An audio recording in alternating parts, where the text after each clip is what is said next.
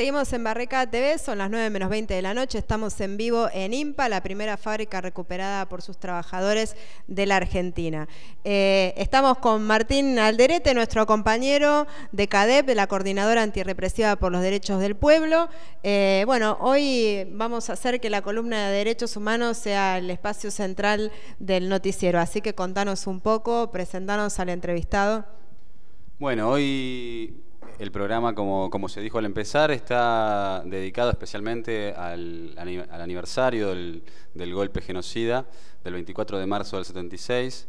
Y para hablar de eso estamos con Gabriel Fariña, en la década del 70 militante de Vanguardia Comunista, detenido en mayo de 1976 y permaneció en condición de preso político hasta el año 83. Y actualmente es militante del Partido Revolucionario Marxista-Leninista. Así que bueno, buenas noches Gabriel, la verdad te agradecemos que estés acá. Y en realidad para empezar te queríamos preguntar que nos cuentes un poco cuál fue el contexto en el que se dio el golpe militar del 24 de marzo del 76. Sí, nosotros en general éramos una fuerza política que varios meses antes del golpe de Estado ya habíamos definido o empezamos a construir, a trabajar en dirección a construir una resistencia al golpe de Estado a través de una respuesta del movimiento obrero, de las fuerzas populares. Creíamos que esa era la base principal de la resistencia al golpe, que ya para nosotros era una realidad, que la posibilidad, que si bien no era inevitable, la única posibilidad de que ese golpe no se diera era que potenciara la resistencia obrera y popular. Que esto no se iba a resolver teniendo consideración en relación a un gobierno como el de Isabel Perón, que era un gobierno de naturaleza represiva, entreguista, fascistoide, y que la clave estaba en desarrollar la resistencia popular. Nosotros, que en esa época histórica, digamos, la referencia de los golpes dictatoriales era el pinochetazo, el golpe militar en Chile, estábamos estimando un baño de sangre, pero aún en nuestros cálculos más pesimistas, no vamos a hacer el relato de lo que fue el terrorismo de Estado, creo que no estuvo en la consideración de ninguna de las organizaciones políticas, populares, revolucionarias, la magnitud del golpe que supuso en los hechos con el tiempo una derrota para la fuerza popular y revolucionaria. Esa era un poco la disposición con que nosotros encarábamos el golpe de Estado. Y creo que tenía la respuesta la magnitud de la respuesta del terrorismo de Estado se correspondía con lo que venía haciendo el movimiento obrero y popular ya desde la dictadura de Onganía Lanusse, pero también que ese auge de luchas obreras y populares se había prolongado también durante los gobiernos desde el 25 de mayo de 73 en adelante. Sé que te quería hacer una pregunta respecto de eso, que bueno, que es una época que vos viviste y que viviste como militante, ¿no? Pensaba en el auge de estas luchas populares hasta el 72, 73, ¿no? Digamos, de una participación masiva en política que hoy, por ejemplo, no conocemos, o que en las épocas que nos tocaron militar a nosotros no conocimos, pero sí un auge muy importante de participación política y de la juventud en la calle, hasta el 73, y a partir de ahí un proceso en el cual yo lo figuraría de esta manera: si los vecinos, la gente común y corriente acompañaba a la militancia popular, veía a los jóvenes militantes con cariño, con simpatía, en el 74 les cerraba la puerta y no los guardaba en su casa ni nada. ¿Qué es lo que pasó en ese tiempo? No digo que toda la sociedad haya sido así, pero sí que en ese tiempo de un auge tan importante haya habido un descenso tan importante del apoyo popular en general a los procesos de lucha que se estaban gestando. Mira, yo desde nuestra óptica no tuvimos esa visión. Mira, nosotros que no votamos, que votamos en blanco el 25 de mayo, el 11 de marzo del 73, y que el aluvión de votos con que llegó Cámpora al gobierno para nosotros era un golpe político importante. Sin embargo, los momentos posteriores, y creo que duró, nosotros por lo menos en nuestra estimación, que ese proceso fue en otro marco, pero un desarrollo, porque yo recuerdo ese año 73 y en el periodo, sobre todo en los comienzos del gobierno de Cámpora, era en la universidad, en las fábricas, la movilización tenía niveles, es decir, que no es que el advenimiento del nuevo gobierno y la nueva situación, sino que le dio un nuevo impulso. Sí, se entiende que es algo que se venía gestando desde 10 años, 15 años anteriores. Ahora, en el camino hay que pensar que ocurrió Ezeiza, el gobierno, la muerte de Perón, el gobierno de las Tiras, Isabel Perón, es decir, hay una serie de la persecución, es decir, la intervención al sindicato de la UOM de Villa Constitución, la ilegalización del ESMATA, Tosco muere en la clandestinidad, es decir, la intervención, la represión paramilitar, la AAA, es decir, fueron todos elementos, los propios errores que cometimos nosotros en ese proceso, hicieron que por lo menos en nuestra estimación, que esa oleada que venía de la época de la dictadura se mantuvo por lo menos hasta mediados del 75. El último envión de esa oleada tuvo que ver con esos 15 o 20 días donde estuvo el país paralizado a raíz de los aumentos por decreto, el Rodrigazo y compañía. Hasta ahí creo que el proceso venía, todavía las fuerzas populares teníamos la opción de pararnos y continuar. Creo que a partir de ese momento, creo que la sensación que quedó fue que no alcanzó para imponer una salida en el 75 con la fuga de López Rega y la continuidad de la política fascista de ese gobierno, represiva, y creo que ahí empezaron a gestarse ya la acción abierta. Estuvo el golpe en diciembre, estuvo el golpe de Capellini, algunos elementos que operaron negativamente en intervenciones de las fuerzas revolucionarias que también no ayudaron y algunas ideas en las fuerzas revolucionarias también respecto a que no convirtieron los preparativos para la resistencia golpista como unos centros de su política. ¿Sí? Como que en realidad lo que se iba a vivir era la continuidad de un gobierno represivo. Lo único que en lugar de ser la cabeza Isabel iba a ser un golpe militar. Muchos compañeros dijo esto no va a cambiar nada, y creo que subestimamos en el fondo que tanto auge de lucha obrera y popular necesitaba. Estaba pensando en los papeles de Walsh, ¿no? Que en un momento él escribe que se estaba esperando el golpe como una cuestión de días, pero como que nadie va a cambiar y que sin embargo había que pensar cuáles eran las herramientas para enfrentar ese golpe. Me quedo muy tentada de preguntarte, en un momento decís, bueno, errores propios. ¿Cuáles son esos errores propios que vos sentís que en el balance de tu participación y en los debates que tenías con tus compañeros jugaron en contra a la hora de enfrentar lo que se venía? Yo creo que... O por lo menos no poder avanzar en el proceso de lucha que se venía gestando. Yo creo que centralmente fue esta idea de no definir un plan de resistencia al golpe de Estado, que por diferentes visiones de la situación política, las distintas organizaciones, no se pudo gestar, cuando ya eso era un hecho evidente. No se pudo, es decir, hubo esfuerzos aislados, y creo que eso creo que fue la razón principal, porque yo creo que se han cometido errores, que yo te podría decir Montechingolo, por ejemplo, que centralmente podía haber interpretado como unificación de las fuerzas represivas, porque creo que no fueron decisivos. Creo que lo decisivo fue esto que vos decías, es que no había la idea de que, o mejor dicho, se interpretaba que en el golpe de Estado era la continuidad de lo que ya teníamos, y no advirtieron de que que había un cambio cualitativo en esa situación. Por ahí, por ese lado también, habría que graficar, porque esta cuestión de que vos planteás de que no se esperaba la magnitud de lo que ocurrió después, ¿no?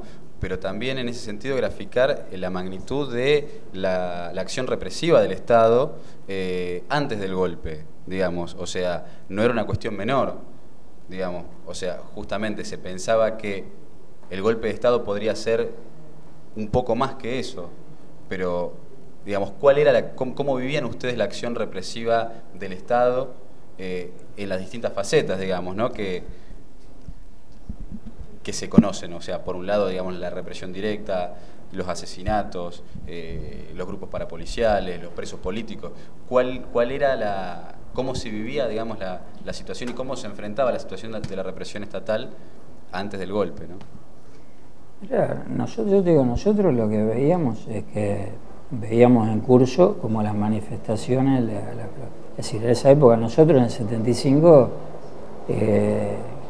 la AAA nos asesina a 2 camaradas en octubre del 75, es decir, pero nosotros lo veíamos como que eran los jalones de un baño de sangre que estaba gestando. Y por eso definíamos como nuestra intervención prepararnos para que eso suponía, nosotros que trabajábamos en dirección a una resistencia de masas, por decirlo de alguna manera, también nos preparábamos intentábamos prepararnos para una resistencia armada. Es decir, esa fue cómo vivimos nosotros ese proceso que fue yo creo de mediados del 75 hasta el golpe del 76, que fue en el momento donde recrudeció la acción de las bandas paramilitares, la represión y demás. Esa fue nuestra, con esa percepción entramos al golpe de Estado. Creo que en lo que después es cierto que no medimos esto que un poco señalaba Natalia antes, es decir, que el proceso había entrado en todo este cuadro había minado las fuerzas populares y revolucionarias y cuando se dio el golpe de Estado nos encontraba en una situación compleja.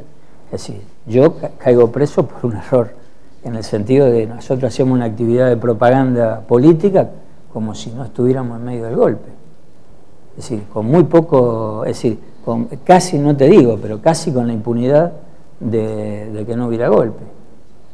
Porque todavía persistía la posibilidad de poder revertir esa situación, la estimación. Es decir, no se percibía la idea de la derrota. Porque siempre es como como dicen algunos, la palabra perro no muerde, el que muerde es el perro. Una cosa es la idea de la represión y otra cosa es la represión. Claro, la falta de dimensión, ¿no? Porque claro, visto desde ahora, pero en ese momento dimensionar las características del golpe era distinto.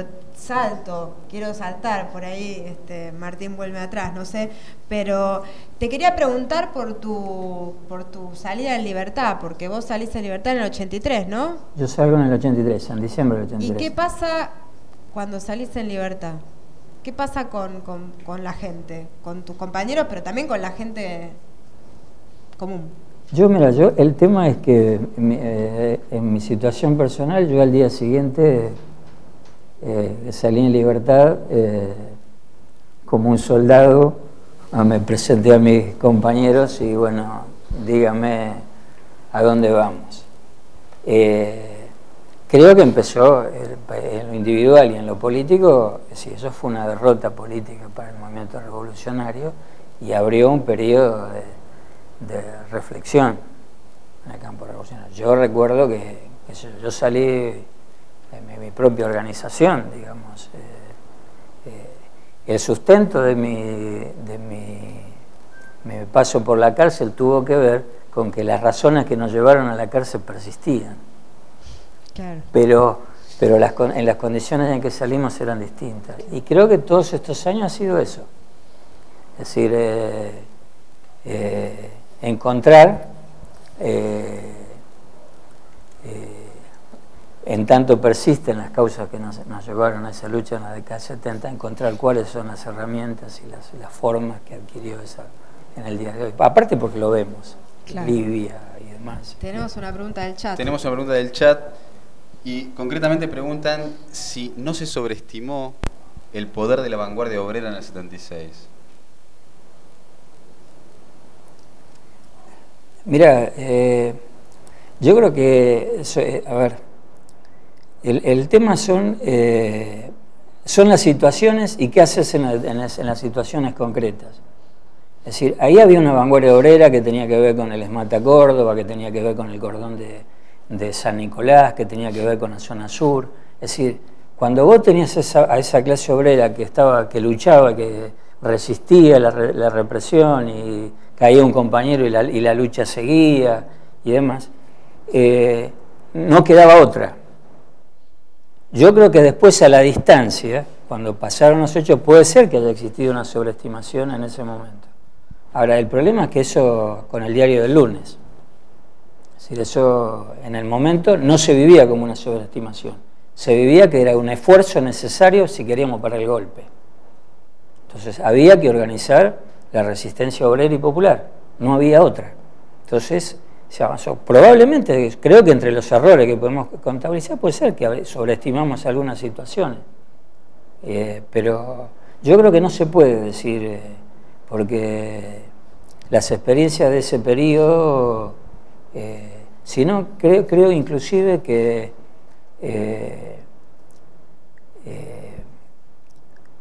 esa referencia del papel de la vanguardia obrera no hubiera persistido en la memoria del pueblo argentino, si no hubiera sido y alcanzado los niveles que alcanzó, sobre todo en ese periodo, ya desde la época del 69. Y volviendo, digamos, más a la actualidad, porque normalmente queda cada 24 de marzo como la imagen, digamos, de lo terrible del genocidio y de las violaciones de los derechos humanos durante del 76 al 83. Pero hablando específicamente de los periodos institucionales, digamos, ¿no? que vos viviste del 73 al 76, y la situación de la violación a los derechos humanos hoy, la persecución a las luchas, la judicialización de la protesta, vos comparativamente, ¿cómo lo ves? ¿Cómo entendés? ¿Hay una continuidad? ¿Hay diferencias?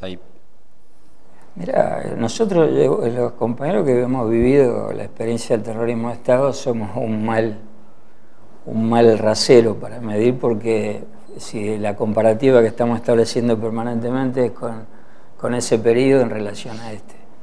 Ahora, a poco que uno reflexione, uno ve que con algunas características distintas, pero yo no voy a cometer la barbaridad de decir de que estamos viviendo el mismo tenor de represión de la época de la dictadura, ni por asomo.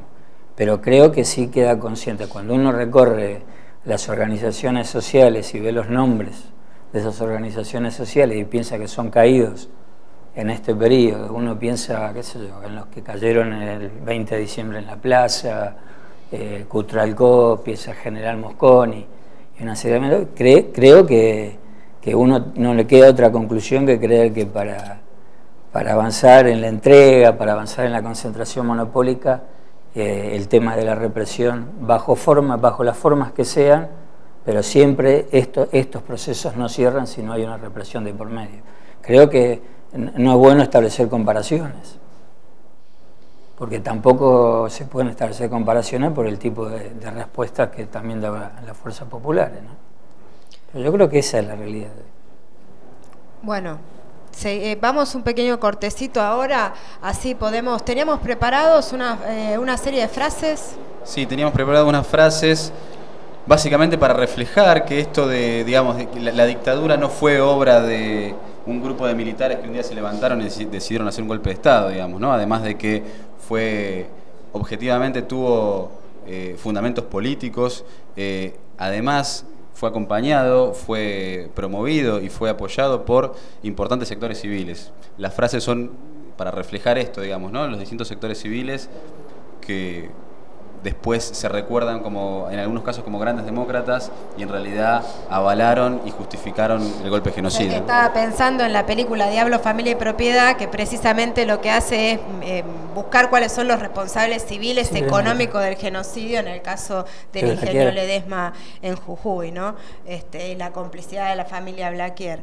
Esa es una película altamente recomendable. Entonces hacemos este pequeño corte. Gracias, Gabriel, por estar con nosotros y enseguida seguimos con más Barricada TV.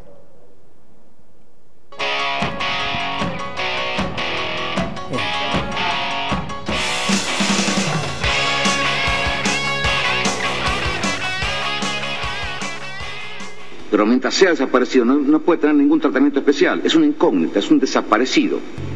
No tiene entidad, no está. Ni muerto ni vivo, está desaparecido.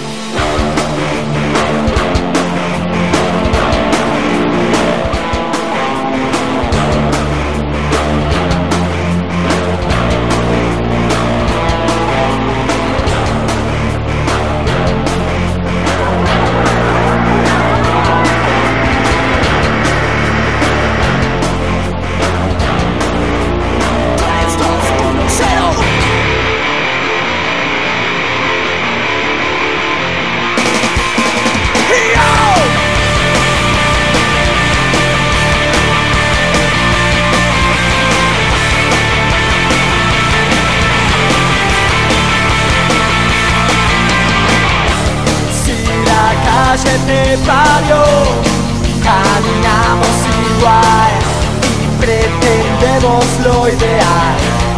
En este mundo efímero de nada me arrepentiré si lo hago convencido, porque el placer de vivir.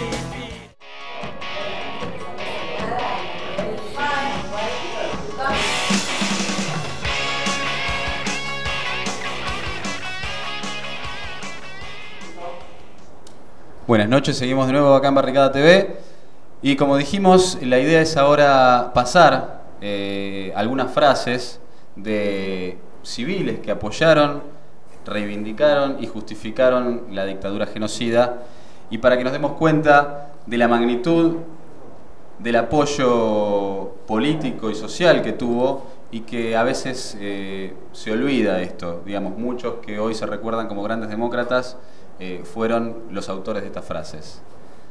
Las vamos a ver.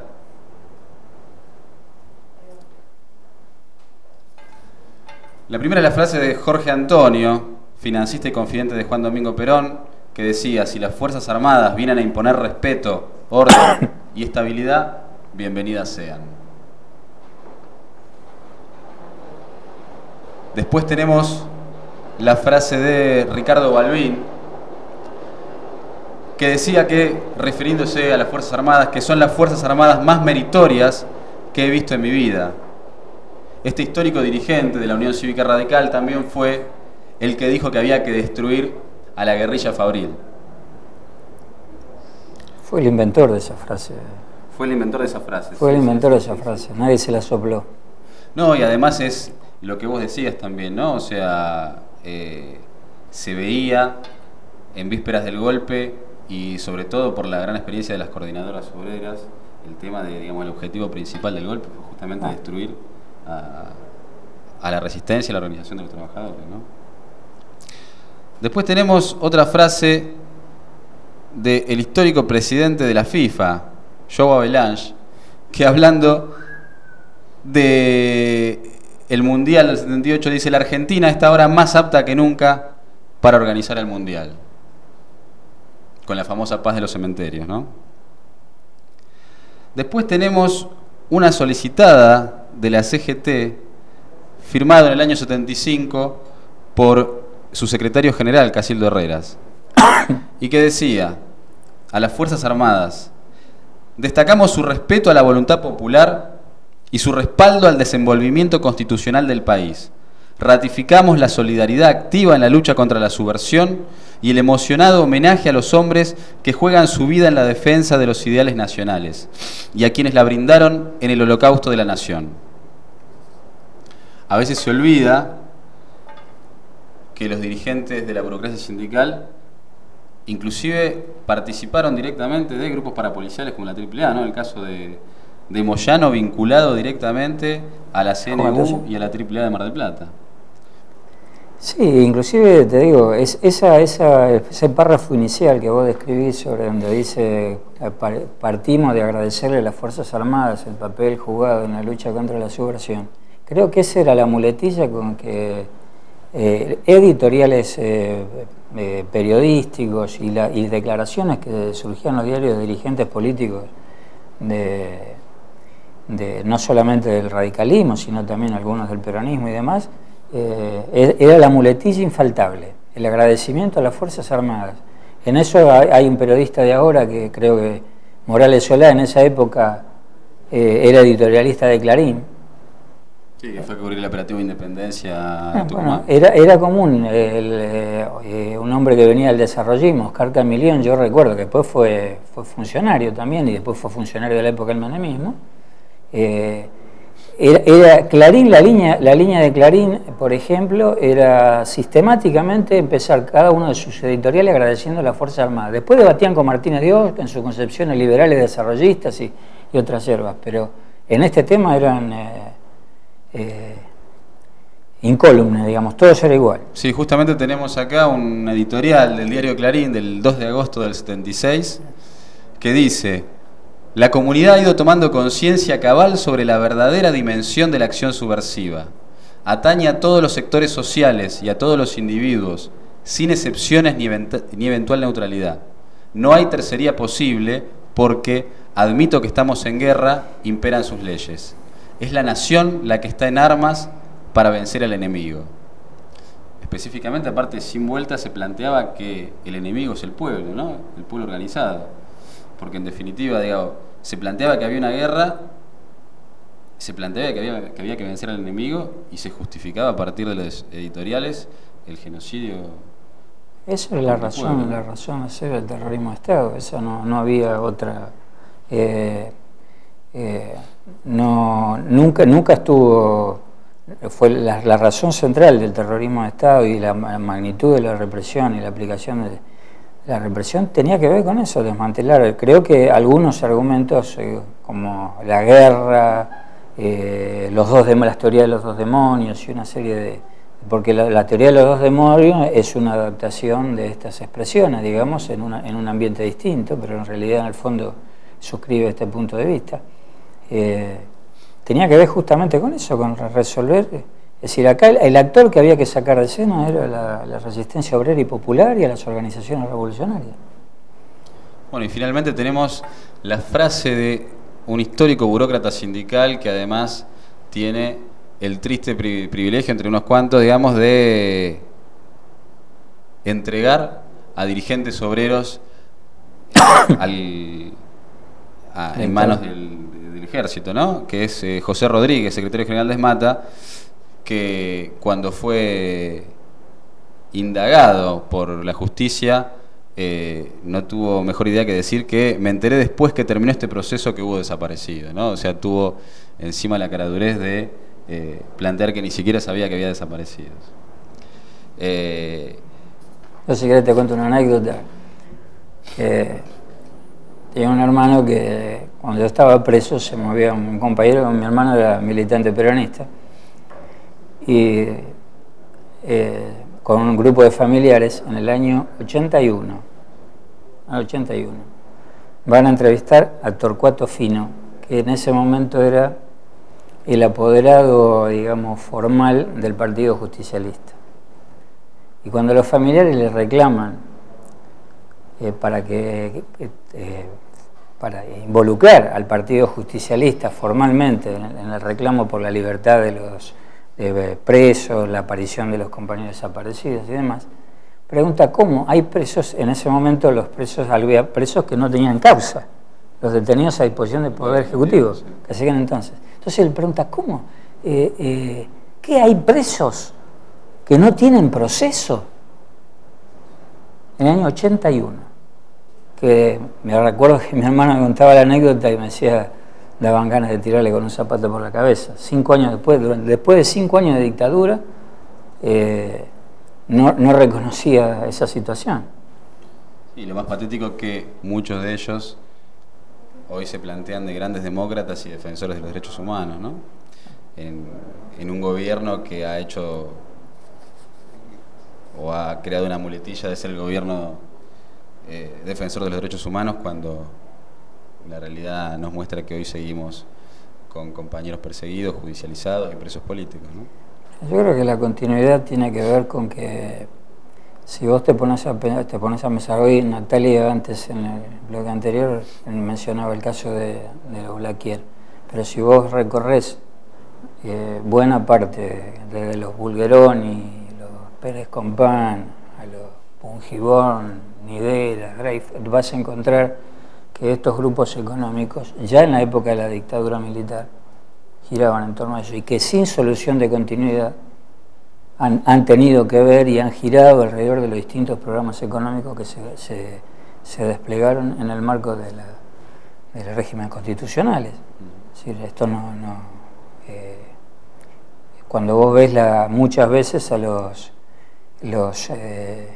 empresarios, en las listas de los empresarios que acompañan a los distintos presidentes cuando salen fuera del país, y te vas a encontrar que muchos de esos tienen que ver con esta historia. Bueno, Gabriel, te agradecemos mucho por estar acá. No, al contrario.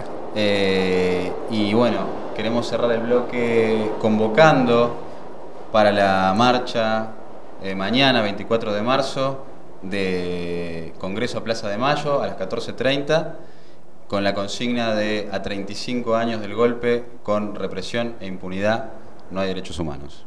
Seguimos después con más Barricada TV.